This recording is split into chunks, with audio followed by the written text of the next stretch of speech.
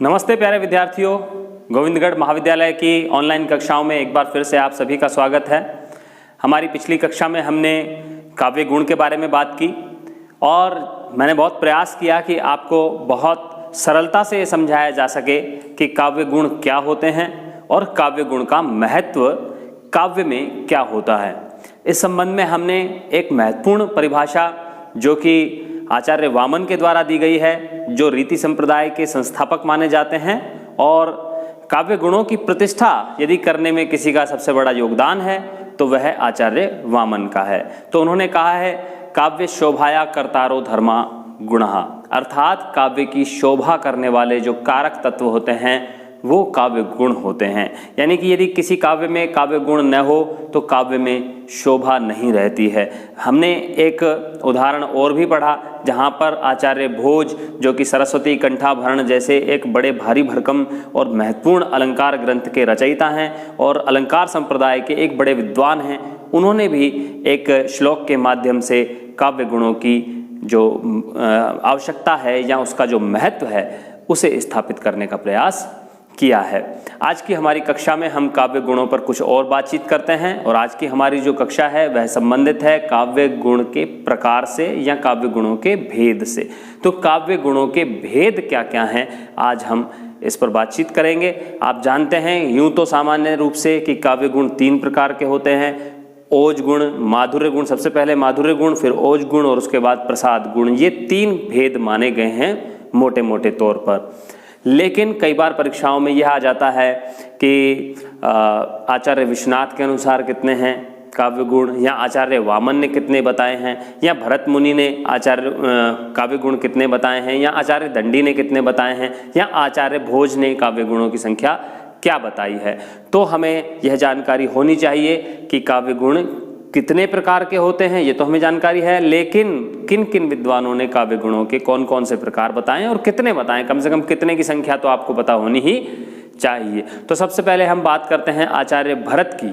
आचार्य भरत जो कि रस सिद्धांत के, रस संप्रदाय के संस्थापक आचार्य माने जाते हैं, जिन्होंने रस को प्रतिष्ठित किया काव्य के क्षेत्र में, और उनका जो नाट्य शास्त्र है वह रस सिद्धांत का सबसे प्राचीन ग्रंथ भी माना जाता है। उन्होंने भी काव्य गुण पर पहले विचार किया था, हालांकि उसके बहुत बाद वामन ने रीति संप्रदाय की स्थापना की और गुणों के महत्व को स्थापित किया। लेकिन उससे पहले आचार्य भरत 2री शताब्दी ईस्वी पूर्व में भी अपने नाट्य शास्त्र में उन्होंने गुणों की चर्चा की है, गुणों का महत्व उन्होंने बताया है और गुणों की संख्या भी उन्होंने बताई है। तो आचार्य जो भरत हैं, भरत मुनि जो हैं, उन्होंने अपने ग्रंथ में गुणों की संख्या 10 मानी है।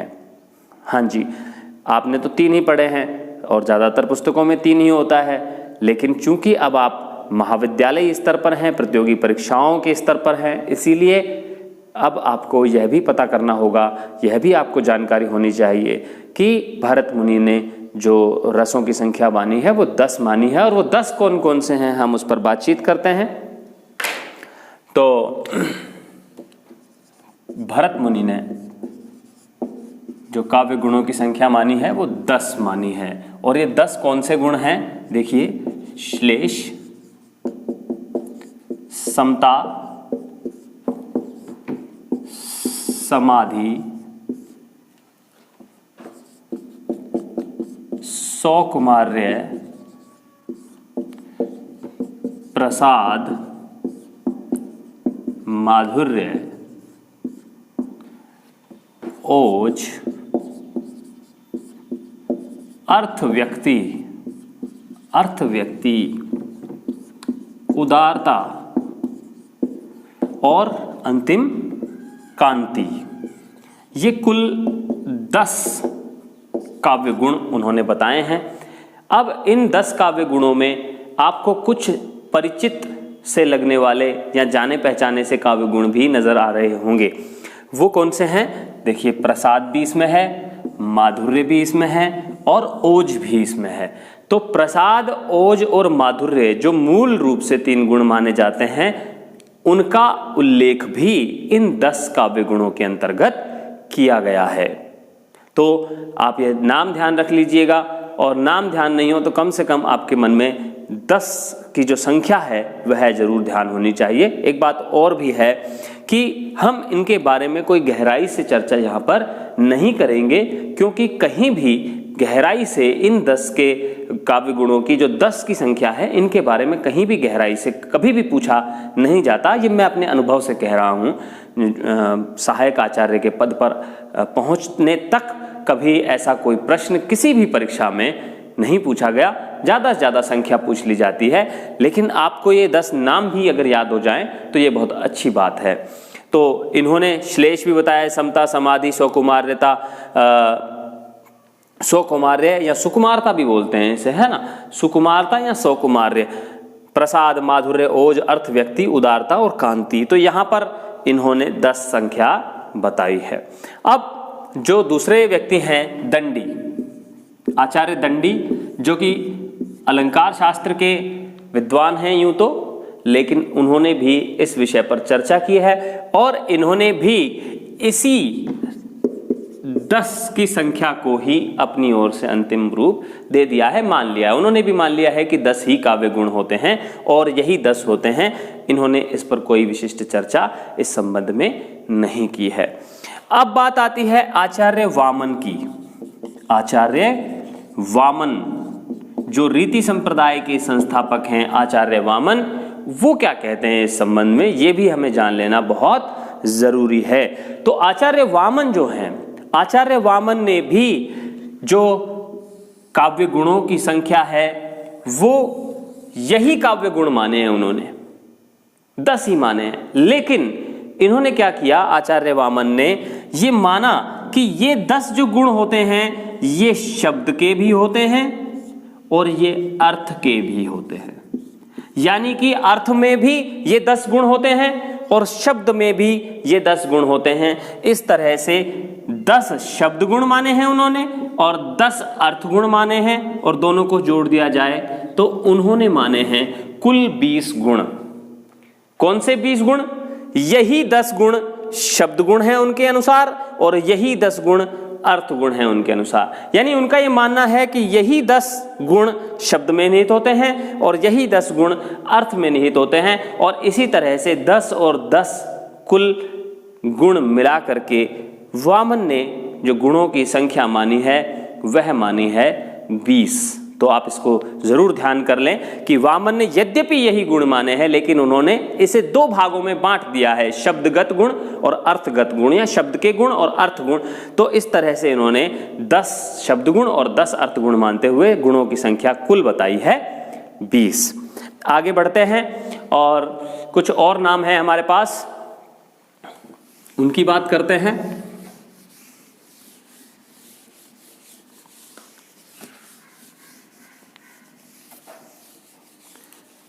देखिए, एक नाम आता है आचार्य भोज का, वही भोज जिनके बारे में हम पहले बात कर चुके हैं कल की कक्षा में। सरस्वती कंठाभरण इनका अलंकार ग्रंथ है, अलंकार शास्त्री हैं। और रीतिकाल, जो हिंदी साहित्य का रीतिकाल रहा है, उसमें जहां अलंकारों का विवेचन किया गया है, जिन भी आचार्यों ने या कवियों ने अलंकारों का विवेचन किया है, उन्होंने इनके ग्रंथों से सहायता लेकर के विवेचन करने का प्रयास किया है। तो ये रीतिकाल के लिए भी हमारे लिए एक बहुत महत्वपूर्ण आचार्य के रूप में प्रस्तुत होते हैं। तो हम आचार्य भोज की बात कर रहे हैं काव्य गुणों के संदर्भ में कि आचार्य भोज ने काव्य गुणों की संख्या कितनी मानी है। तो आचार्य भोज ने क्या किया है, आचार्य भोज ने कहा कि जो 10 गुण आचार्य भरत ने बताए हैं वो इन्होंने यूं के यूं स्वीकार कर लिए हैं। साथ ही इन्होंने अपनी ओर से 14 गुण, जिनके मैं नाम नहीं बताऊंगा आपको, लेकिन आप ध्यान कर रखें कि 10 गुण तो भरत मुनि वाले और 14 गुण अपनी ओर से इन्होंने उनकी कल्पना की है, और इस तरह से कुल 24 गुण बताए इन्होंने।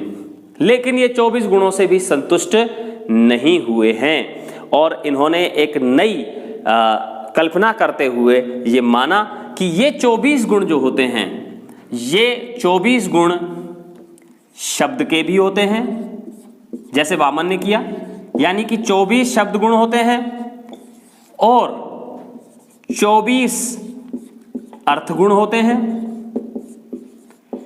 और 24 होते हैं प्रसंग गुण। प्रसंग गुण 24 होते हैं। तो कुल मिलाकर के इन्होंने बताया कि कुल काव्य गुणों की संख्या होती है 72। तो यहां पर इन्होंने और गहराई में जाकर के और विषय वस्तु का विश्लेषण करते हुए काव्य गुणों की संख्या को 72 तक पहुंचा दिया और कुल 72 में से उन्होंने तीन वर्गों में उसे बांट दिया। शब्द गुण 24, अर्थ गुण 24 और प्रसंग के गुण होते हैं 24। इस तरह से इन्होंने कुल जो काव्य गुणों की संख्या है वो 72 मानी है। अब एक आध और विद्वान की बात कर लेते हैं जिन्होंने इस संबंध में कोई उल्लेखनीय विचार दिया है। एक नाम आता है आचार्य कुंतक का। आचार्य कुंतक जो वक्रोक्ति संप्रदाय के संस्थापक माने जाते हैं, वक्रोक्ति जीवितम जिनका ग्रंथ है, उनकी बात करते हैं। आचार्य कुंतक, आचार्य कुंतक ने काव्य गुणों को 2 भागों में वर्गीकृत किया है। और वो 2 भाग कौन से हैं? देखिए, उन्होंने कहा कि एक तो होते हैं असाधारण काव्य गुण और एक होते हैं साधारण काव्य गुण। असाधारण काव्य गुण और साधारण काव्य गुण। तो असाधारण काव्य गुण कौन से होते हैं और साधारण काव्य गुण कौन से होते हैं, इस पर हम थोड़ी सी बातचीत करते हैं। तो इन्होंने पहला असाधारण काव्य गुण माना है माधुर्य को, दूसरा प्रसाद को, तीसरा लावण्य को, चौथा आभिजात्य। आभिजात्य को इन्होंने चौथा काव्य गुण माना है। इस तरह से इन्होंने 4 असाधारण काव्य गुण माने हैं और साधारण काव्य गुण इन्होंने माने हैं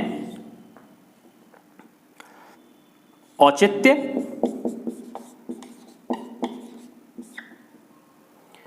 और सौभाग्य। औचित्य और सौभाग्य, इन्होंने 2 साधारण गुण बताए हैं और 4 असाधारण गुण बताए हैं और इस तरह से कुल गुण इन्होंने माने हैं 6।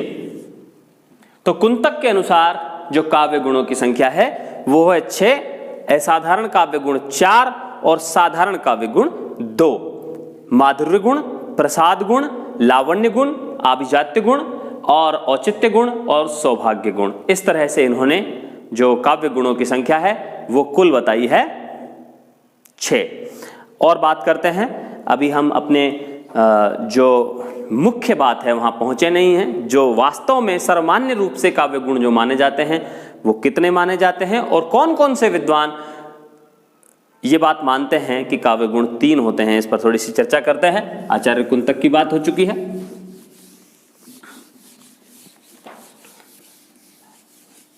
अब बात करते हैं आचार्य मम्मट, आचार्य भामह, आचार्य विश्वनाथ, आचार्य आनंदवर्धन। ये जो आचार्य हैं, चाहे वो मम्मट हो, भामह हो, विश्वनाथ हो, आनंदवर्धन हो, ये काव्य गुणों की कुल संख्या मानते हैं कितनी? ये मानते हैं काव्य गुण 3 प्रकार के होते हैं। काव्य गुणों की संख्या कितनी होती है इनके अनुसार? इनके अनुसार काव्य गुणों की संख्या होती है कुल 3। कौन कौन से? माधुर्य गुण, ये आप जानते ही हैं। बस ये ध्यान रखना है आपको, कई बार परीक्षा में यूं पूछ लिया जाता है कि आचार्य विश्वनाथ ने कितने माने हैं और ऑप्शन में दे दिया 4, 5, 6, 18।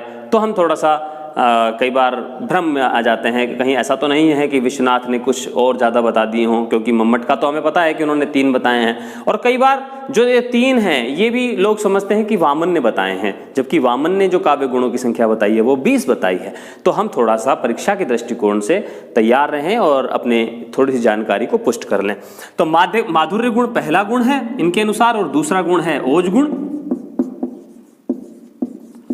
और तीसरा गुण है प्रसाद गुण। प्रसाद गुण, तो ये 3 गुण इन विद्वानों के द्वारा माने जाते हैं।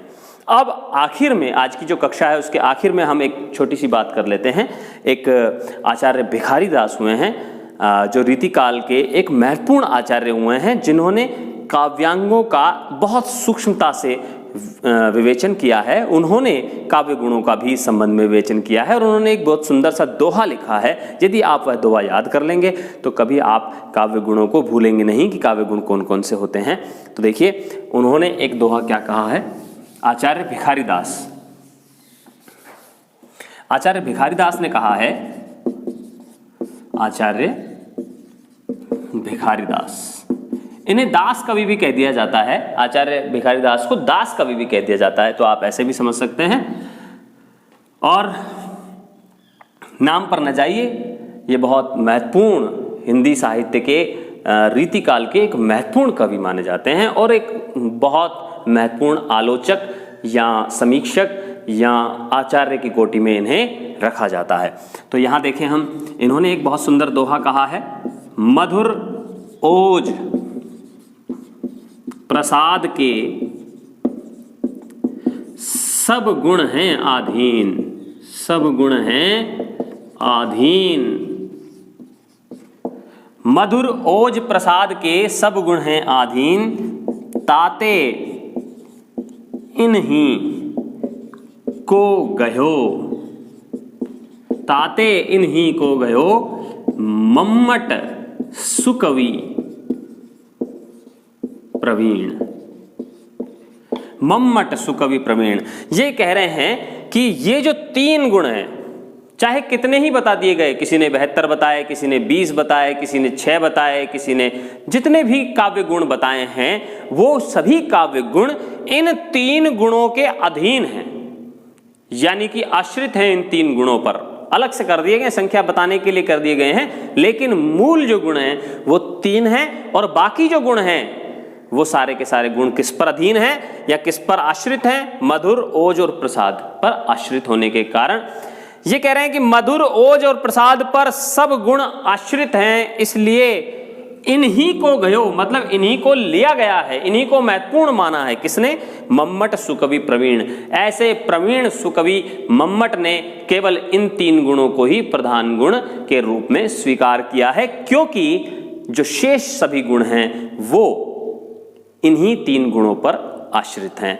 तो मैं आशा करता हूं कि इस संबंध में आपने कुछ नई जानकारी प्राप्त की होगी, बहुत अच्छी लगी होगी आपको ये क्लास। अब जैसा मैं पढ़ाता हूं उस हिसाब से तो आपको अच्छा ही लगना चाहिए, लेकिन कोई बात नहीं, कुछ लोग नहीं सुन रहे हैं, उसके बाद भी बहुत सारे विद्यार्थियों को ये वीडियोस देखने चाहिए और परीक्षा में यहाँ से ज़रूर प्रश्न पूछे जाते हैं। तो आपको आगे तक के लिए, अगर आप स्कूल लेक्चरर की तैयारी कर रहे हैं, सेकंड ग्रेड की तैयारी कर रहे हैं, नेट JRF की तैयारी कर रहे हैं, विभिन्न परीक्षाओं में जहाँ पर हिंदी साहित्य का वेटेज दिया जाता है, जहाँ उसको ज़्यादा महत्व दिया जाता है हिंदी साहित्य को, वहाँ पर आपको इन प्रश्नों में से, इन कक्षाओं में से बड़ा लाभ होगा। इसे आप ज़रूर सुने, देखें और अपने मित्रों तक साझा करें। बहुत बहुत धन्यवाद, शुक्रिया।